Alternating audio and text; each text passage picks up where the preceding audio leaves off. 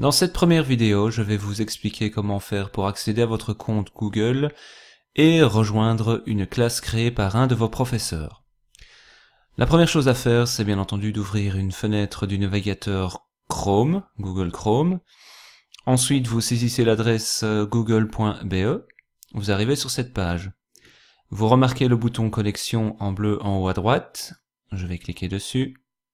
Ensuite, vous devez taper votre adresse mail avec l'extension ndbellevue.eu et ensuite votre mot de passe.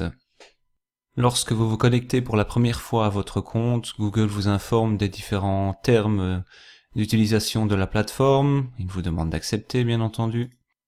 Vous pouvez facilement vérifier que vous êtes connecté à votre session grâce à l'icône qui apparaît en haut à droite.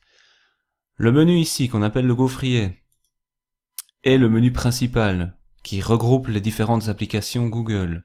Les plus importantes sont bien entendu la boîte mail, le Drive, donc c'est-à-dire votre espace de stockage en ligne, Classroom, où vous allez pouvoir accéder à vos classes, Docs, qui est une application de traitement de texte.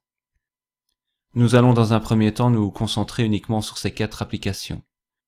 Allons de suite rejoindre notre classe. Je clique donc sur l'application Classroom, sélectionnez l'option Continuer et indiquez que vous êtes un élève. Il y a 2 manières de rejoindre une classe dans Google Classroom. La première est par invitation du professeur, la deuxième est par la saisie d'un code communiqué par le professeur. Je peux voir ici que Monsieur Dedoc a créé un cours qui s'intitule « Mon cours » et qu'il m'a envoyé une invitation. Je peux choisir de rejoindre le cours. La deuxième manière ici est de rejoindre un cours manuellement. Donc je clique sur le plus et je saisis grâce au clavier le code communiqué par le professeur. Ensuite je clique sur le bouton rejoindre le cours. Dans ce cas-ci, il s'agit d'une invitation, je vais donc l'accepter. Lorsque vous vous connectez à votre classe, vous arrivez automatiquement sur l'écran du flux. Sont reprises dans ce flux toutes les activités proposées par le professeur.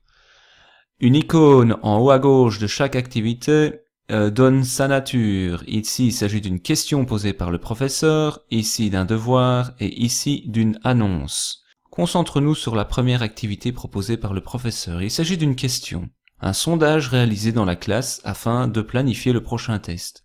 Je choisis parmi les 3 possibilités, voire les 4 ou les 5, cela dépend de ce que le professeur propose, la solution, la réponse qui me convient le mieux.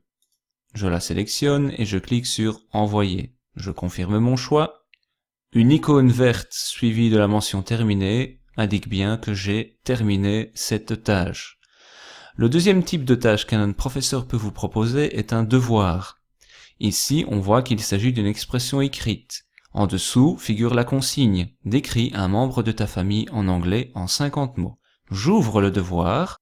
On peut voir qu'il y a un document attaché à ce devoir, un document Docs, c'est-à-dire un document texte.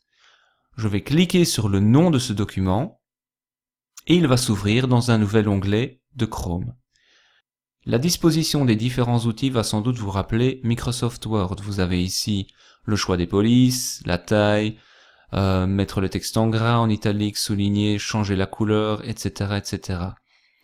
Il ne vous reste plus qu'à effectuer le devoir en suivant les consignes données par le professeur. Voilà, mon devoir est terminé. Je peux voir la mention « Toutes les modifications ont été enregistrées dans le Drive ». Donc je peux fermer cet onglet. Mon devoir est terminé. Si je désire le modifier, c'est très simple. Je reclique sur le devoir, il s'ouvre, et vous pouvez voir qu'il a bien été enregistré. Afin de rendre le devoir, ne pas oublier de cliquer sur le bouton bleu « Rendre le devoir ». Je confirme mon choix, et je peux voir que mon devoir a été rendu. Pour revenir à l'écran du flux, je vais cliquer sur cette flèche. Le troisième type d'activité est une annonce, c'est-à-dire que le professeur va communiquer un message à toute la classe ou à certains élèves. Il pourra y attacher un site web, un document Docs, une vidéo. Dans ce cas-ci, nous pouvons voir que le professeur conseille de visiter un site très intéressant. Je vais donc cliquer sur le lien de ce site. Effectivement, il s'agit d'un site vraiment très intéressant que je vais prendre le temps de lire et de consulter en long et en large. Un dernier petit conseil, afin de vérifier que vous avez bien rendu tous vos devoirs pour une classe, vous pouvez très bien cliquer sur ce bouton « Tout afficher ». Vous avez ici un récapitulatif des travaux et devoirs à rendre ou rendus. Je vois ici donc que mon devoir est remis et que j'ai bien répondu à la question. Voilà, vous pouvez désormais vous connecter à votre compte Google ainsi qu'à vos classes.